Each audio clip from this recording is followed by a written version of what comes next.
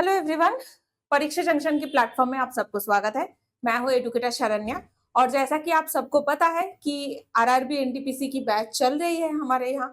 तो अभी मैं यहाँ पे शरण्या जितना भी साइंस टेक्नोलॉजी है, जनरल साइंस है, एनवायरमेंट है, उससे रिलेटेड सारे टॉपिक को कवर करूंगी। तो लास्ट जो क्लासेस हुई थी उसमें हमने बहुत सारे बायोलॉजी के चैप्टर्स पढ़े थे।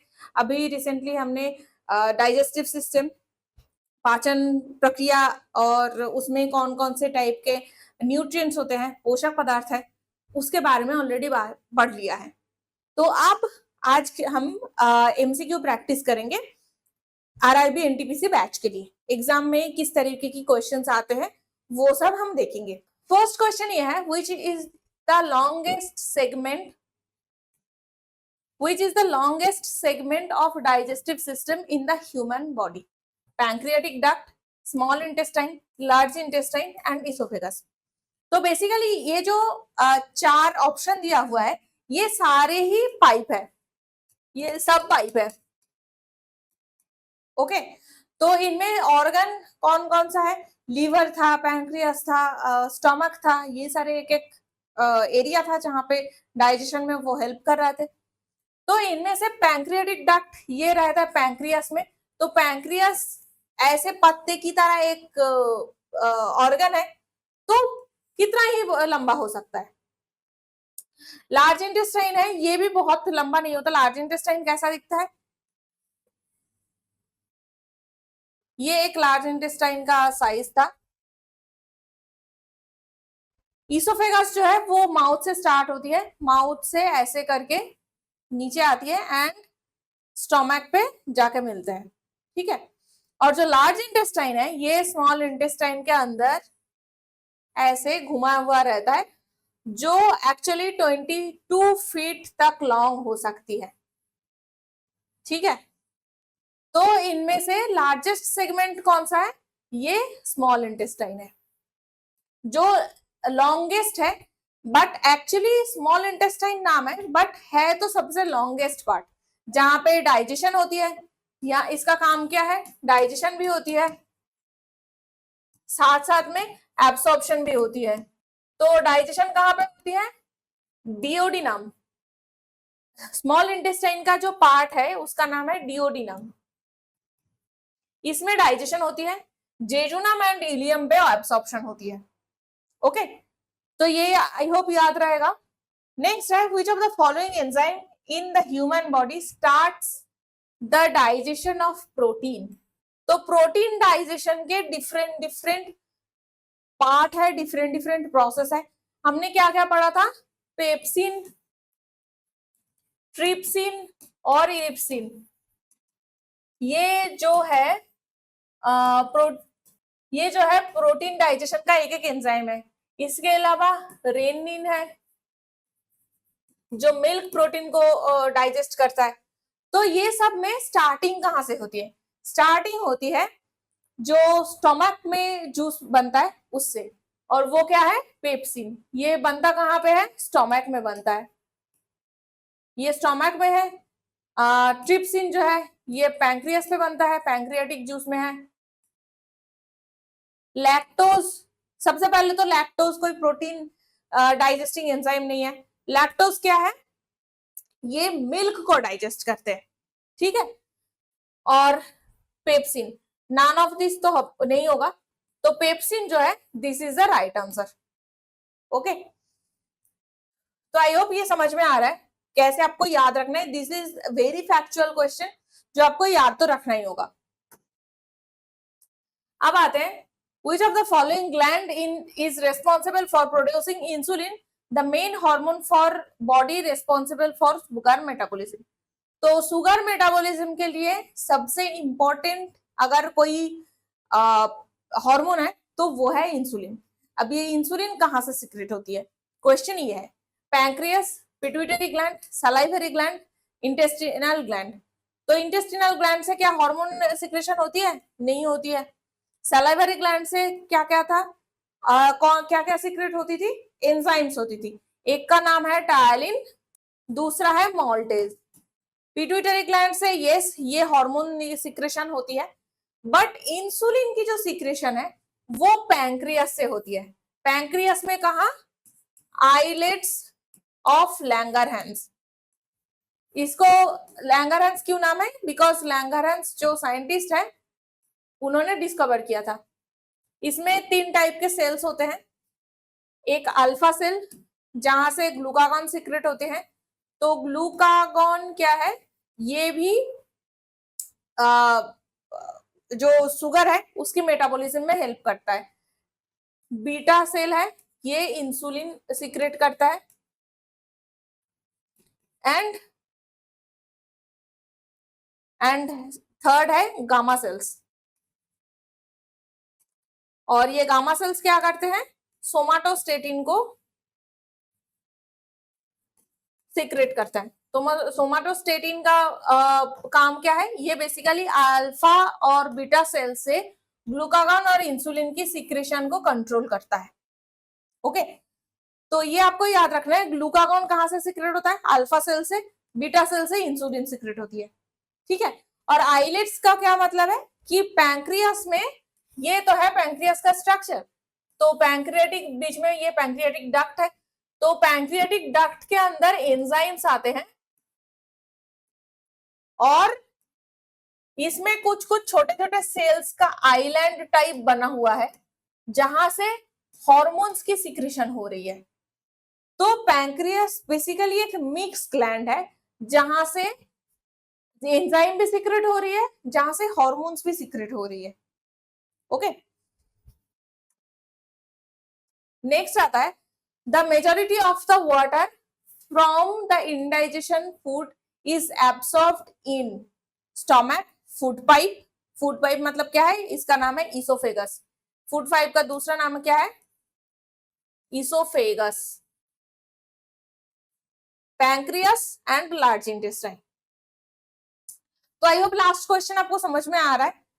अब ये जो क्वेश्चन है इसमें पूछा है कि जो वाटर की एब्सॉर्प्शन होती है इनडाइजेस्टेबल फूड से।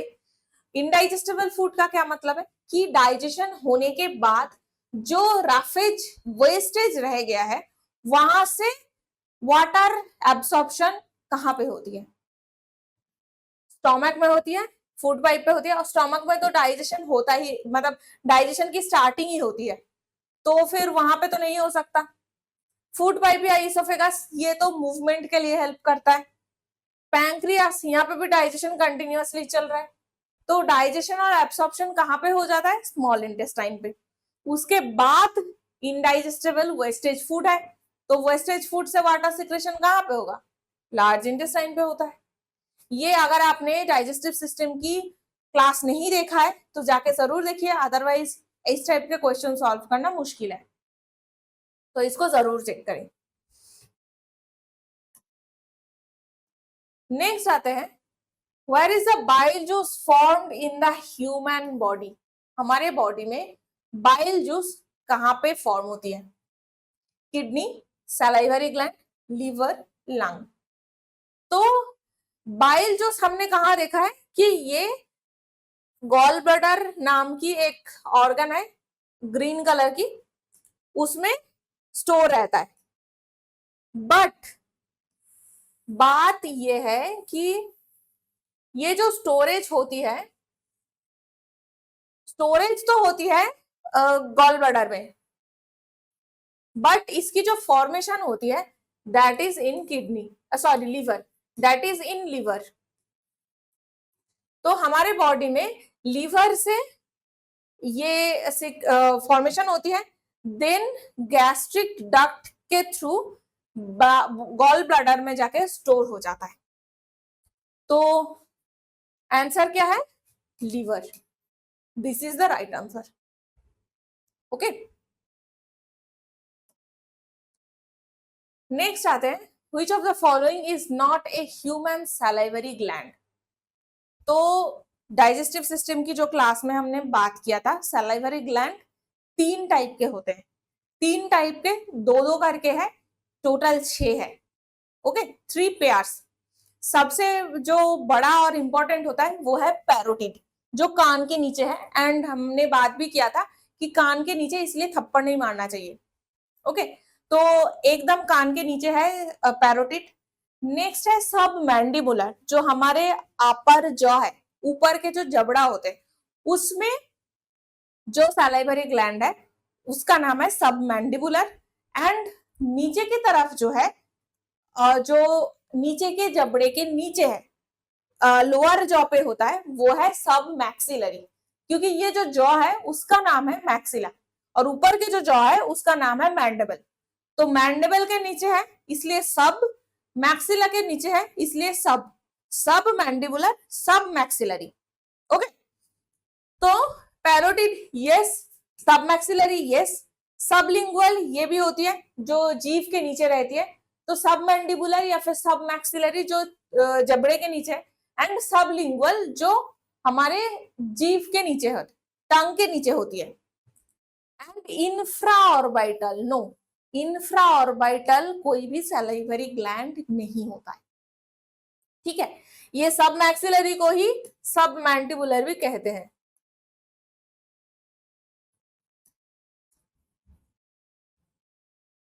इसे सबमैंडिबुलर भी कहा जाता है। नेक्स्ट है सबलिंगुअल।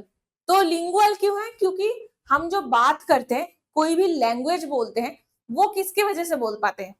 क्योंकि हमारी टंग है, तभी टंग मूवमेंट होके हम बात कर सकते हैं।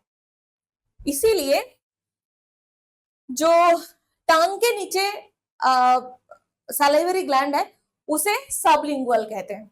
एंड इंफ्राऑर्बिटल कोई सलाइवरी ग्लैंड नहीं है। Okay, Which of the following organs is affected by the illness cirrhosis? तो सिरोसिस कहाँ पे होती है? क्या किडनी पे सिरोसिस होती है? क्या लिवर पे सिरोसिस होती है? क्या पैंक्रियास में सिरोसिस होती है? क्या स्मॉल इंटेस्टाइन में होती है? तो सिरोसिस या फिर सिरोसिस ऑफ लिवर बहुत ही कॉमन एक डिजीज है लिवर में।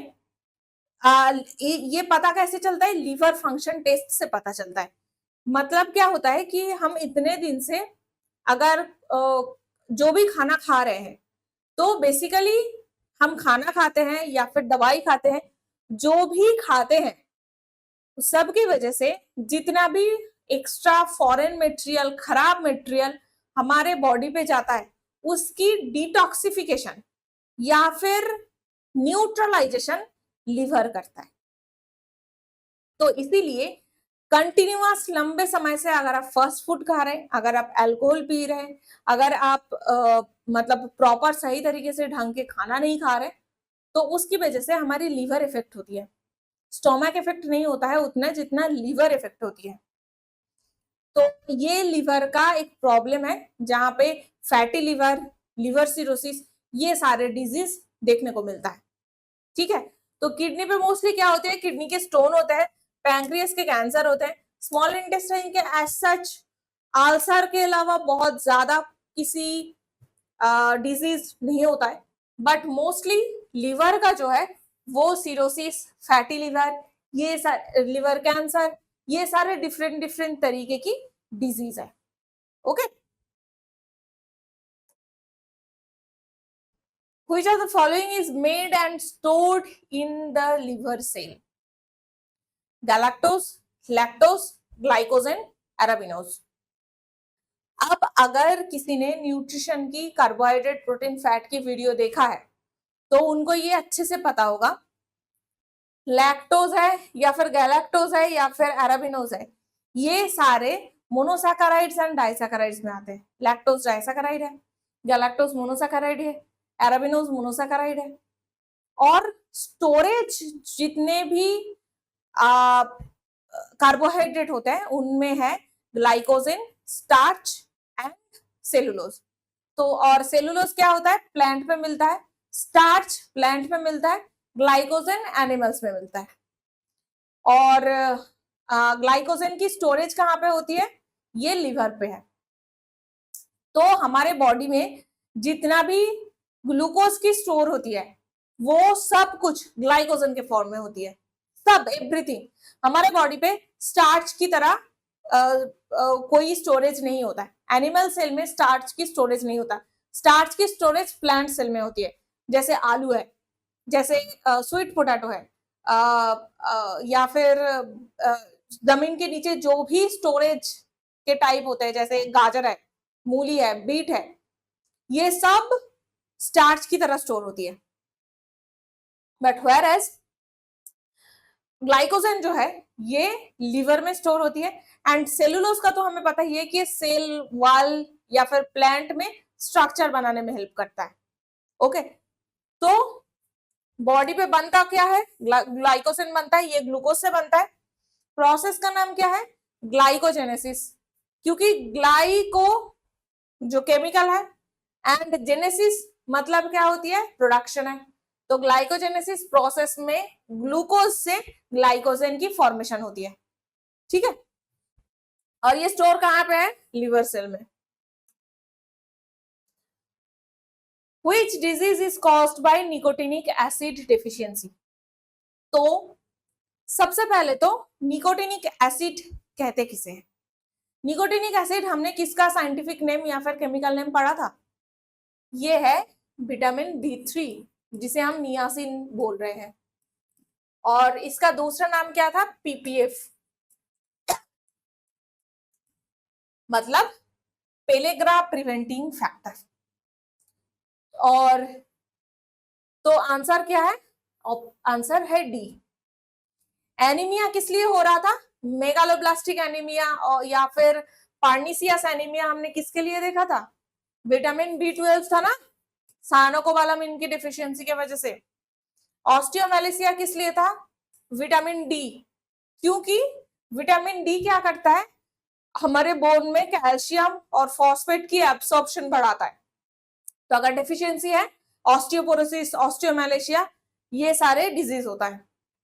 जेरोप्थेल्मिया, जेरोप्थेल्मिया एंड नाइट ब्लाइंडनेस, ये दोनों था विटामिन ए के डेफिशिएंसी की वजह से। क्यों, क्योंकि जेरोप्थेल्मिया क्या है, ये बेसिकली स्किन रफ हो जाता है। और स्किन रफ क्यों हो रहा था, क्योंकि हमारी जो एपिथेलियल सेल है उसको मेंटेन करने में विटामिन ए काम आता है। तो जेरोप्थेल्मिया और कलर ब्लाइंडनेस या फिर नाइट ब्लाइंडनेस दोनों ही विटामिन ए की वजह से होती है, डेफिशिएंसी की वजह से। ओके, तो D is the right answer. What is the function of saliva in digestion? तो डाइजेशन में सलाइवा कौन किस चीज को डाइजेस्ट करता है, स्टार्च, फाइबर, प्रोटीन, फैट। तो सलाइवा में एंजाइम क्या क्या रहता है, टायलिन एंड मोल्टोज, मल्टेज। तो ये टायलिन और इसके साथ साथ तीसरा था लाइसोजाइम, जो बैक्टीरिया या फिर माइक्रो ऑर्गेनिजम्स को डिस्ट्रॉय कर रहा था। तो टायलिन और माल्टेज कहाँ पे है, स्टार्च को करता है, क्योंकि हमारे बॉडी में जो फाइबर है, सेलुलोज फाइबर, उसको तो डाइजेस्ट कर नहीं पाते, क्योंकि हमारे बॉडी में वैसे बैक्टीरिया नहीं होता, तो फाइबर तो नहीं कर सकते। हालांकि ये कार्बोहाइड्रेट ही है, बट इसको डाइजेशन नहीं होती है। प्रोटीन की डाइजेशन कहाँ पे स्टार्ट होती है, ये हमने ऑलरेडी बात कर लिया है, स्टोमक में पेप्सिन एंजाइम से स्टार्ट होती है। एंड फैट क्या होती है, लाइपेज एंजाइम से होती है, जो पैंक्रियाटिक जूस में जो गैस्ट्रिक जूस में जो सॉल्ट्स होते हैं वहां से स्टार्ट होती है लाइपेज, क्योंकि उसके लिए अल्कलाइन एनवायरमेंट की जरूरत है। और स्टमक क्या है, ये एसिडिक है, 1 to 3 pH है इसका, ड्यू टू हाइड्रोक्लोरिक एसिड। तो इसलिए क्या होता है, फैट की डाइजेशन अल्कलाइन कंडीशन में होगी। तो और ये अल्कलाइन कंडीशन क्यों होता है, जो गैस्ट्रिक जूस है या फिर बाइल है, सीक्रेट कहां से होता है, लीवर से सीक्रेट होता है, जकृत लीवर से सीक्रेट होता है। इसमें सॉल्ट रहते हैं, सोडियम के सॉल्ट रहते हैं, और इसके वजह से हम फैट की डाइजेशन कर पाएंगे। ठीक है, तो सलाइवा में डाइजेशन कहां से होती है, स्टार्च की होती है। आई होप ये आप सबको समझ में आएगा कि आंसर ए क्यों है। ठीक है, next is protein is transformed after digestion into, glucose किसका है? ये कार्बोहाइड्रेट का होता है। सुक्रोज तो होता ही नहीं है, सुक्रोज तो डाइसैकेराइड है, इसका तो होगा ही नहीं। ग्लूकोज क्या है? मोनोसैकेराइड है।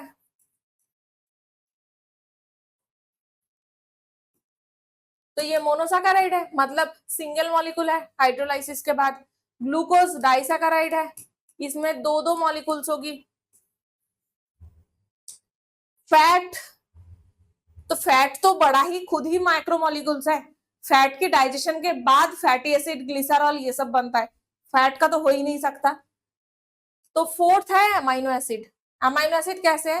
एक प्रोटीन अगर मॉलिक्यूल है, इस तरीके से एक प्रोटीन मॉलिक्यूल बना हुआ है, इसका नॉर्मली क्या होता है? पॉलीपेप्टाइड चेन होता है जिसमें बहुत सारे अमाइनो एसिड होते हैं ऐसे, और तब जाके एक डाइजेशन या फिर ब्रेकडाउन के बाद एक ऐसे अमाइनो एसिड की फॉर्मेशन होती है ना। ये क्या था? Glycine amino acid, sorry alanine amino acid है ये।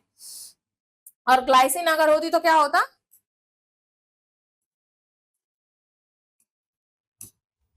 ग्लाइसिन अगर होती तो इसमें दोनों हाइड्रोजन होता। ये सिंपलेस्ट अमाइनो एसिड है, सिंपल अमाइनो एसिड है, इसका नाम है ग्लाइसिन। तो प्रोटीन ब्रेकडाउन के बाद क्या होता है? अमाइनो एसिड की फॉर्मेशन होती है। Okay, which pancreatic cells are secreted by insulin hormone? तो इंसुलिन हार्मोन किससे सिक्रेट होता है? Alpha cells, beta cells, delta cells, gamma cells. क्या होगी? अल्फा सेल से ग्लूकागॉन होता है, ये अभी अभी हमने बात किया। इंसुलिन होता है बीटा सेल से, डेल्टा सेल से कुछ और होते हैं, और गामा सेल से सोमाटोस्टेटिन।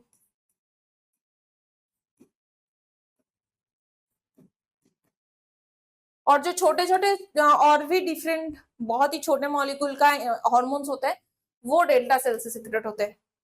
ठीक है, तो ये आपको याद रखना है कि इंसुलिन हार्मोन सिक्रेट होता है बीटा सेल से। ओके, तो नेक्स्ट क्वेश्चन क्या है? The majority of fat digestion takes place in rectum, small intestine, large intestine and stomach. तो रेक्टम में क्या होता है? ये यहाँ पे जितने भी वेस्ट मटेरियल्स होता है उसकी स्टोरेज है, तो रेक्टम तो नहीं होगा।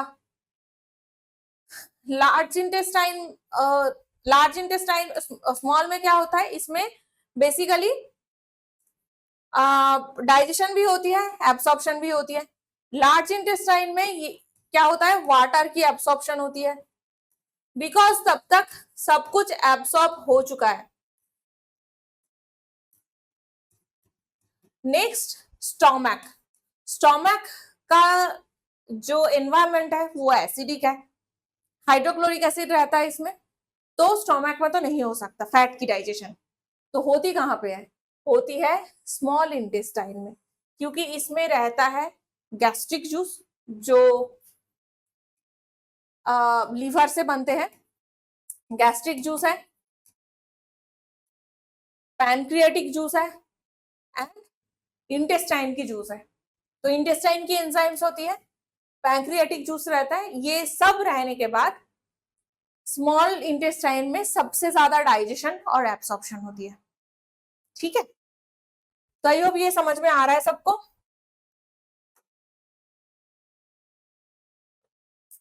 Which of the following is not a major component of our food? Carbohydrate, yes, दाल चावल गेहूं के अलावा कैसे चलेगा हम लोगों का? तो कार्बोहाइड्रेट है। प्रोटीन तो है ही, पल्सेस है, जो दाल होते हैं वो है, अंडा है, दूध है, मीट होते हैं, पोल्ट्री होते हैं, तो ये सब मेजर मटेरियल्स तो है। फैट्स, घी, बटर, मक्खन, सफेद मक्खन, तेल, सरसों के तेल, नारियल के तेल, तिल के तेल, सब हम यूज करते हैं। तो यस, फैट भी मेजर कंपोनेंट है। कौन सा नहीं है? मिनरल्स। मिनरल्स माइनर कंपोनेंट में आते हैं। क्यों? क्योंकि मिनरल्स की जो रिक्वायरमेंट है, जो जरूरत है, वो बहुत कम है, बट रिक्वायरमेंट तो है। अगर मिनरल्स नहीं होंगे तो बॉडी की फंक्शन रुक जाएगी। जैसे लोहा के बारे में हमने बात किया, potassium, calcium, sodium, phosphorus, copper, ये सब के बारे में हमने ऑलरेडी बात कर चुके हैं। अगर आपने जो न्यूट्रिशन की क्लास नहीं देखा है तो कार्बोहाइड्रेट, प्रोटीन, फैट की जो न्यूट्रिशन क्लास है उसको जरूर देखिए, तभी आपको समझ में आएगा कि मिनरल्स की इंपॉर्टेंस कहाँ कहाँ पे है, क्या क्या है। ओके, नेक्स्ट क्वेश्चन क्या है, which of the following is incorrect about different saccharides. तो polysaccharides are used to store food, whereas most of the monosaccharides are used for instantaneous energy. तो सेकेंड क्या है, most of the polysaccharides are sweet in taste and therefore are called sugars. Starch can be digested, whereas cellulose cannot be digested by human. Saccharides are also classified as ketose and aldoles. तो first statement जो है वो क्या है, polysaccharide का मतलब क्या था, यहाँ पे सेलुलोज था, स्टार्च है, सेलुलोज है, स्टार्च है एंड ग्लाइकोजन है। तो ये नॉर्मली क्या होती है, फूड स्टोरेज में हेल्प करते हैं, यस, क्योंकि स्टार्च और ग्लाइकोजन स्टोरेज में हेल्प करते हैं। वायरस मोनोसैकेराइड जो है, मोनोसैकेराइड क्या क्या था, ये है ग्लूकोज, फ्रुक्टोज, गैलेक्टोज, मैनोज, ये सारे मोनोसैकेराइड्स था। ये क्या होता है, इंस्टेंटेनियस एनर्जी में हेल्प करते हैं। तो यस, ग्लूकॉन डी हम लोग खाते तो हैं, और ग्लूकॉन डी बचपन में खाते हैं, बड़े होने के बाद उस पे पानी डाल के पीते भी हैं। तो वो क्यों करते हैं, क्योंकि हमारे बॉडी में वो इंस्टेंट एनर्जी देता है, वो जो मीठा होता है वो इंस्टेंट एनर्जी देता है। तो इसीलिए जो फर्स्ट स्टेटमेंट है वो सही है। Second statement, most of the polysaccharides are sweet. अगर आप लोगों में से कोई वेजिटेरियन नहीं है, नॉन वेजिटेरियन है, तो आपने कभी लिवर को खा के देखा है कि क्या वो स्वीट लगता है आपको, वो तो ग्लाइकोजन की स्टोरेज है, तो क्या वो स्वीट होता है। या फिर आलू, आलू की एक टेस्ट है, बट क्या वो शुगर है, क्या उसमें चीनी की तरह टेस्ट आती है, नो no. क्योंकि पॉलीसैकेराइड जो है वो स्वीट है, बट शुगर की तरह टेस्ट नहीं होता। शुगर क्या है, sugar is glucose, sugar is glucose, fruit sugar is fructose, fruit sugar क्या है, फ्रुक्टोज है। दूध की जो शुगर है, दूध में भी शुगर होती है, तो स्वीट टेस्ट नहीं है। एंड शुगर तो नहीं कहते हैं, शुगर किसे कहते हैं, ग्लूकोज को कहते हैं, फ्रुक्टोज को कहते हैं। तो सेकेंड जो स्टेटमेंट था that is wrong.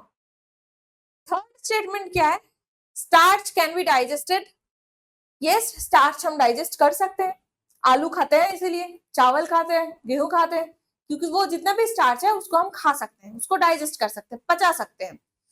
But cellulose can not be digested, yes, हम गाय भैंस की तरह घास पत्ते तो नहीं खा सकते ना, क्यों, क्योंकि गाय भैंस, जो काऊ, गोट, इन सब के पेट में सेलुलोज को ब्रेक डाउन करने के लिए स्पेसिफिक गट बैक्टीरिया है जो सेलुलेज सीक्रेट करते हैं, फाइनली सेलुलोज को ब्रेक डाउन करते हैं, बट ये हमारे बॉडी पे नहीं होता है, तो ह्यूमन सेलुलोज को डाइजेस्ट नहीं कर सकते। Saccharides are also classified as ketose and aldose, yes, ये दोनों केमिकल नेचर है, जहां पे एल्डोल ग्रुप है या फिर कीटो ग्रुप रहता है। तो कीटो ग्रुप मतलब क्या है, सेम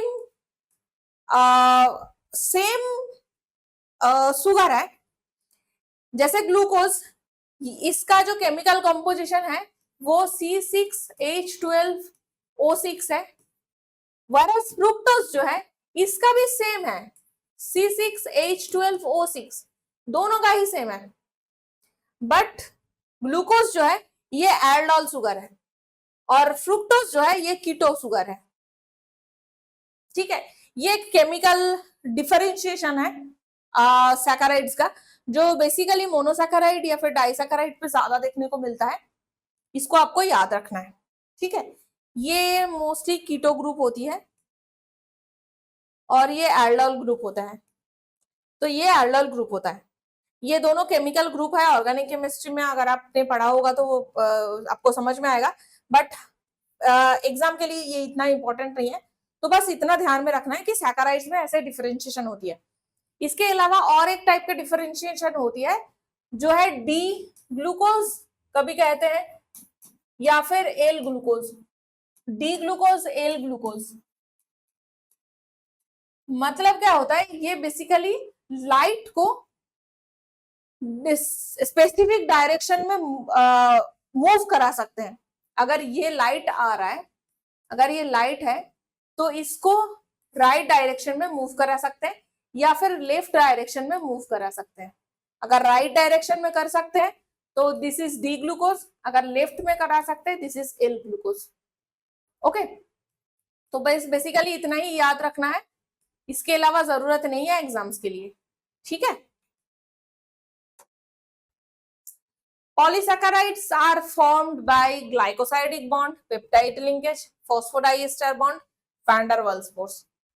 तो इनमें से कौन सा है? पेप्टाइड लिंकेज हमें पता है प्रोटीन में होती है अमीनो एसिड फॉर्म करते टाइम। फॉस्फोडाइएस्टर जो लिंकेज है ये ऑब्वियसली नहीं होता। वैन डर वाल्स फोर्स एक वीक फोर्स है जो ऑर्गेनिक केमिस्ट्री में नॉर्मली मॉलिक्यूल्स को देखने को मिलता है, बट उसकी वजह से सैकराइड की जो बॉन्डिंग है वो तो नहीं होता, क्योंकि वैन डर वाल्स जो फोर्स है ये बहुत ही वीक फोर्स है। और मॉलिक्यूल को अगर स्टेबल रहना है, जो हमारी एक एक मॉलिक्यूल्स है वो जैसे स्टार्च है या फिर सेलुलोज है या फिर ग्लाइकोजन है, ये बहुत ही स्टेबल है क्योंकि बॉडी में इसको स्टोर करके रखना है। तो ये स्टेबिलिटी के लिए हमें कोई स्ट्रॉन्ग फोर्स चाहिए, और वो क्या होता है? Glycosidic linkage. तो हमने देखा था कि ये अगर ग्लूकोज की डिफरेंट मोनोमर है तो जब चेन फॉर्मेशन होती है उस चेन में चेन फॉर्मेशन करते टाइम अल्फा 1,4 ग्लाइकोसाइडिक लिंकेज होती है। तो ये अल्फा 1,4 क्या है? कौन कौन से कार्बन के बीच में बॉन्डिंग है। बस इसको याद आपको बस इतना ही रखना है कि ग्लाइकोसाइडिक लिंकेज है। और जब ब्रांचिंग होती है, ये अगर ब्रांच है तो उसमें अल्फा 1,6 ग्लाइकोसाइडिक लिंकेज है। ये अगर आपने कार्बोहाइड्रेट की क्लास नहीं देखी है तो न्यूट्रिशन के क्लास को जाके जरूर देखिए, इसमें बहुत अच्छे से मेंशन्ड है, बहुत अच्छे से समझा गया है कैसे बनते हैं। तो ये अल्फा 1,4 है चेन बनाने में, और अल्फा 1,6 है जो ब्रांच पॉइंट है उसको बनाने में, ठीक है। तो ये आपको याद रखना होगा।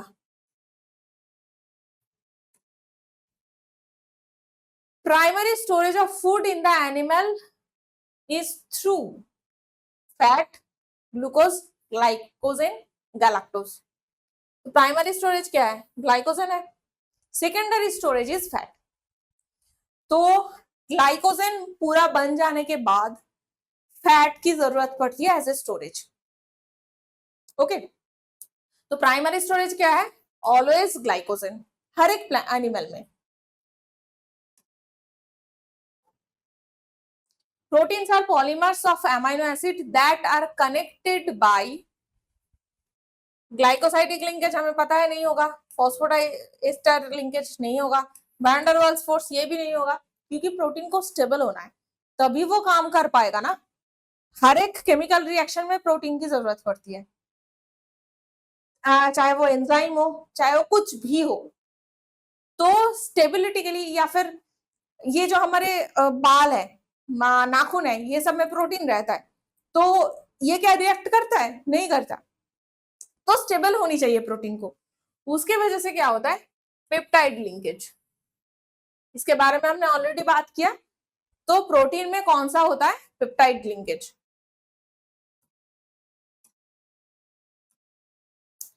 नेक्स्ट आते हैं, tertiary structure of protein is formed by sulphide linkage between amino acids. multiple chain of peptides held together by hydrogen bond, peptide linkage between two amino acids, and hydrogen bond formed by helical or plated structure. तो tertiary protein में कौन सी type की bonding होती है? तो protein में हमने क्या पढ़ा था कि एक अगर प्रोटीन मॉलिक्यूल बनते हैं तो सबसे पहले अमीनो एसिड से पॉलीपेप्टाइड चेन बनते हैं, उसके बाद अल्फा हेलिक्स या फिर बीटा प्लेट की स्ट्रक्चर होती है, उसके बाद उसकी फोल्डिंग होती है, एंड जो फाइनल स्ट्रक्चर है उसमें 3-4 ऐसे प्रोटीन जोड़ के फंक्शनल प्रोटीन फॉर्म करता है। ठीक है, तो अब multiple chains of polypeptides held together by hydrogen bond. तो जब एक से ज्यादा 2-3-4 पॉलीपेप्टाइड चेन एक साथ जुड़े हुए रहते हैं तो हमने क्या देखा था, वो तो क्वाटरनरी स्ट्रक्चर है, या फिर इसे 4 डिग्री स्ट्रक्चर भी कहते हैं जो फंक्शनल स्ट्रक्चर है। तो बी तो आंसर नहीं होगा। Peptide linkage between two amino acid, तो दो अमीनो एसिड के बीच जो फर्स्ट पेप्टाइड लिंकेज हो रहा है ये तो प्राइमरी स्ट्रक्चर है जो पेप्टाइड बॉन्ड से बनते हैं। Hydrogen bond formed by helical और प्लीटेड स्ट्रक्चर, तो अल्फा हेलिक्स स्ट्रक्चर या फिर बीटा प्लीट स्ट्रक्चर हमने कहां पे देखा था?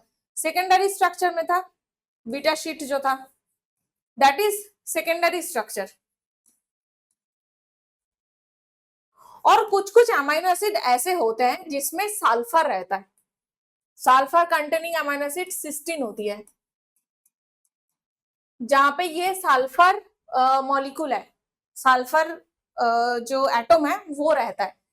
तो ऐसे दो सल्फर एटम नॉर्मली क्या करते हैं, अपने बीच में बॉन्ड फॉर्म कर लेता है, और यही जो बॉन्ड है इसको कहते हैं sulphide bond. This sulphide bond जो क्या है, ये टर्शियरी स्ट्रक्चर फॉर्म करता है। तो आंसर है ए। सल्फाइड लिंकेज जो है वो क्या करता है, दो अलग अलग अमीनो एसिड, ऐसा नहीं है कि ये दोनों साथ में ही है, इसका हो सकता है कि ये जो सिस्टीन है उसके बाद चेन ऐसे ऐसे मूव किया है, ऐसे घुमा है बहुत बार, फिर फाइनली ये वाले सिस्टीन पे आया है, एंड इसके बाद भी ऐसे फिर एक्सटेंड हुई है, और इसके बाद भी ये पहले एक्सटेंड हो रहा था, बीच में दो सिस्टीन अमीनो एसिड आ गया जो आपस में सल्फाइड बॉन्ड फॉर्म किया है, उसके बाद फिर से चेन कंटिन्यू हुई है, और ये जो तो बेसिकली ये कैसे कंडीशन बना, दो सिस्टीन अमीनो एसिड आपस में बॉन्ड बना के ये जो लंबा चेन था उसको फोल्ड कर लिया। तो फर्स्ट जो फोल्डेड स्ट्रक्चर है वो हमें टर्शियरी स्ट्रक्चर में देखने को मिलता है, जो प्रोटीन की फोल्डिंग स्ट्रक्चर होती है वो टर्शियरी स्ट्रक्चर में होती है। Okay, which of the following is incorrect about enzyme?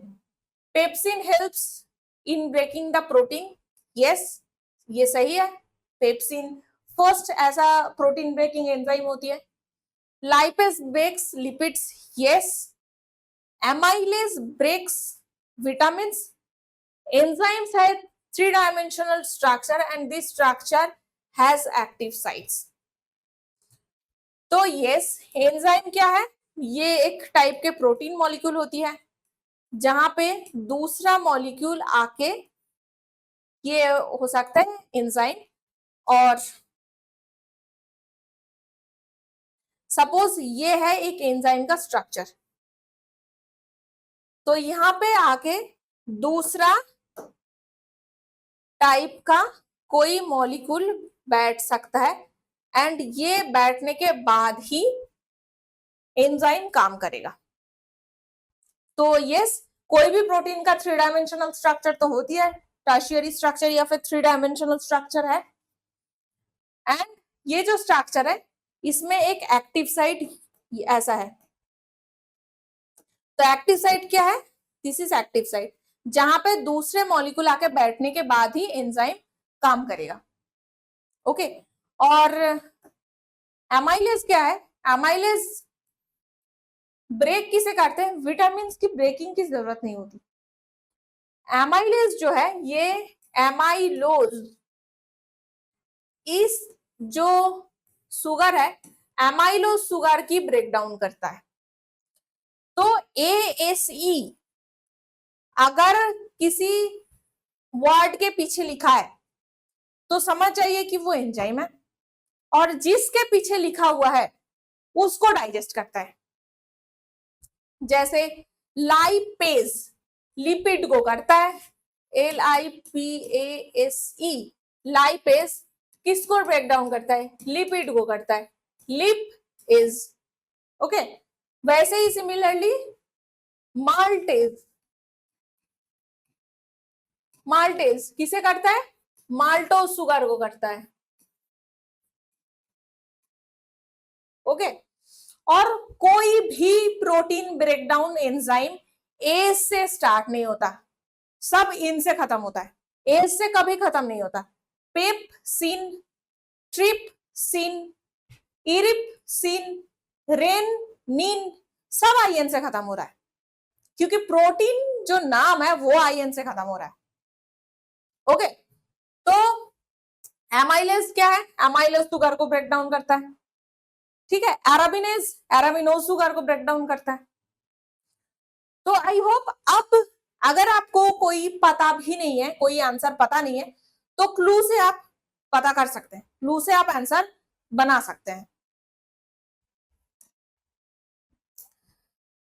Which of the following is an enzyme?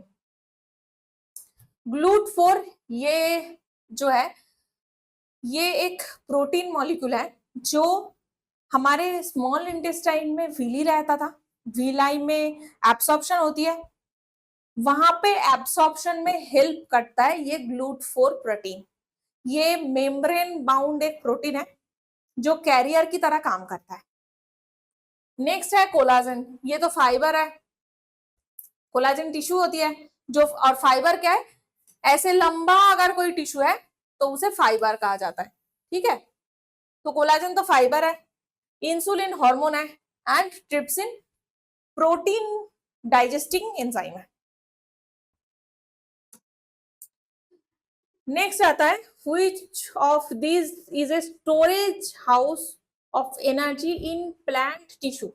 तो प्लांट टिश्यू में एनर्जी स्टोर कहाँ पे होती है? Starch, cellulose, glucose, fructose.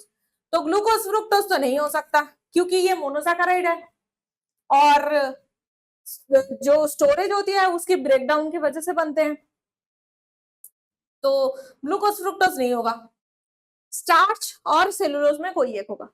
अब स्टार्च जो है ये स्टोर हाउस तो है, बट सेलुलोज ये क्या है? ये तो स्ट्रक्चरल यूनिट है। This is the structural unit, जहां पे जो सेल वाला है वहां पे सेलुलोज होता है, सेलुलोज, सेमीसेलुलोज, पेक्टिन, सुबेरिन। अगर आपको याद नहीं आ रहा है तो जो सेल का हमने पढ़ा था उस वीडियो को जाके जरूर देखिए। तो स्टोर हाउस क्या है? स्टार्च, और इसीलिए तो प्लांट हम खाते हैं ताकि हमें स्टार्च मिल सके। Which of the following is most common cause of blindness in children all over the world? Glaucoma, vitamin A, colour blindness, cataracts. तो ग्लॉकोमा जो है ये चारों ही ब्लाइंडनेस या फिर विजन की प्रॉब्लम है, चारों ही है। ग्लॉकोमा जो है ये ओल्ड एज में होता है। Colour blindness, this is the old age problem, this is genetic problem, ये ओल्ड एज प्रॉब्लम है। पर विटामिन ई की डेफिशिएंसी के वजह से नाइट ब्लाइंडनेस या फिर ब्लाइंडनेस कोई भी एज पे हो सकता है। जिस भी एज पे आपकी विटामिन ए की डेफिशिएंसी होगी उसी एज पे ब्लाइंडनेस आपको हो सकता है। तो बच्चे को अगर ब्लाइंडनेस हो रहा है तो विटामिन ए की डेफिशिएंसी है। विटामिन ए मतलब इसमें क्या रहता है, बीटा कैरोटीन। ये जो पिगमेंट है, पिगमेंट का नाम है बीटा कैरोटीन, जो जिससे विटामिन ए बनते हैं। नाम क्या है इसका, retinol. Okay, which of the following vitamins has the ability to act as both a visual pigment and a hormone at the same time? Thiamine, folic acid, riboflavin या फिर रेटिनल। तो ये अभी अभी हमने विटामिन ए के बारे में पढ़ा है।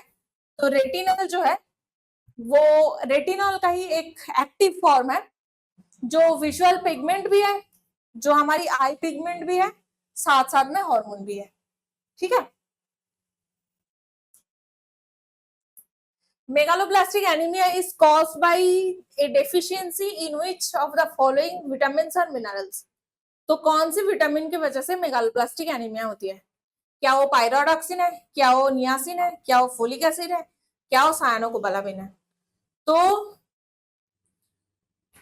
हमने क्या देखा था, मेगालोब्लास्टिक एनीमिया एंड पार्निशियस एनीमिया, ये दोनों ही एनीमिया किसके डेफिशिएंसी की वजह से होता है?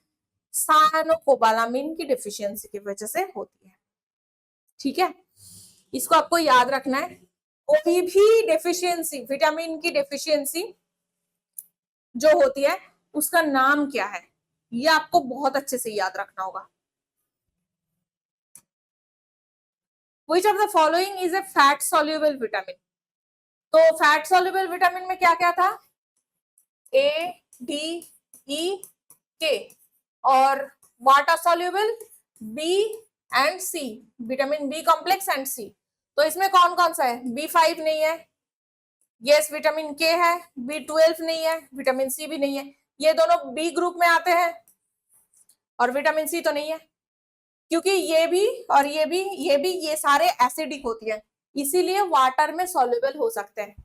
बट जो बाकी मॉलिक्यूल्स है, ये ऑर्गेनिक मॉलिक्यूल्स है, तो ये जो ADE के है वाटर में सॉल्युबल नहीं हो सकता। This is a major macronutrient component of vitamins and enzymes. Major micronutrient है। मेजर मैक्रोन्यूट्रिएंट कौन सा हो सकता है? सबसे पहले तो कार्बन डाइऑक्साइड कोई न्यूट्रिएंट नहीं है, ये हमारे बॉडी में वेस्टेज है।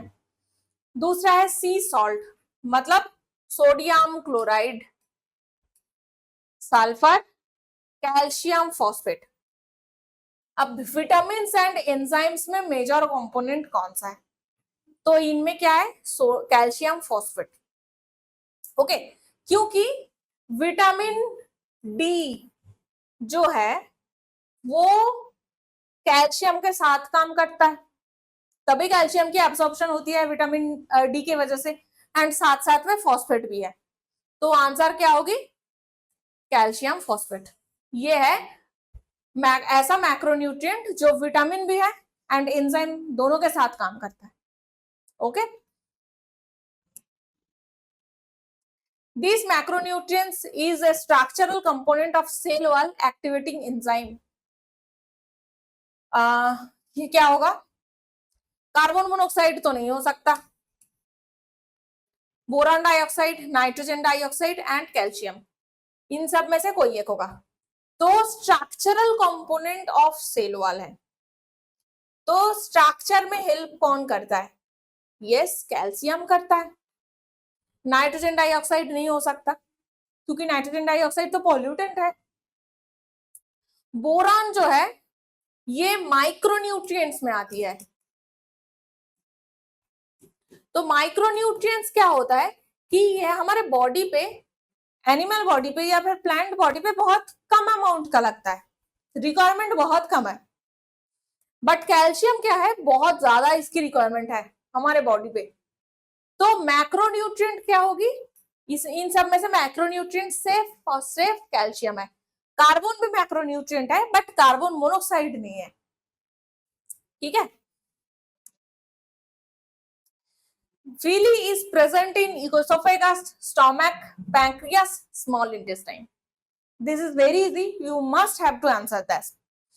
आपको जरूर बताना चाहिए कि विली कहाँ पे है। तो हमारे बॉडी पे विली क्या करता है, ये एब्सॉर्प्शन में हेल्प करता है, खाने की एब्सॉर्प्शन में ये काम करता है।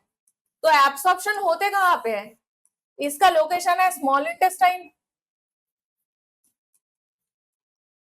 तो स्मॉल इंटेस्टाइन में बहुत ही छोटे छोटे ऐसे इस तरीके की एक्स्ट्रा एंडिंग रहती है जो यहां से खाने को एब्जॉर्ब करता है। ओके, तो ये आंसर क्या होगा, small intestine. So that's it for the day.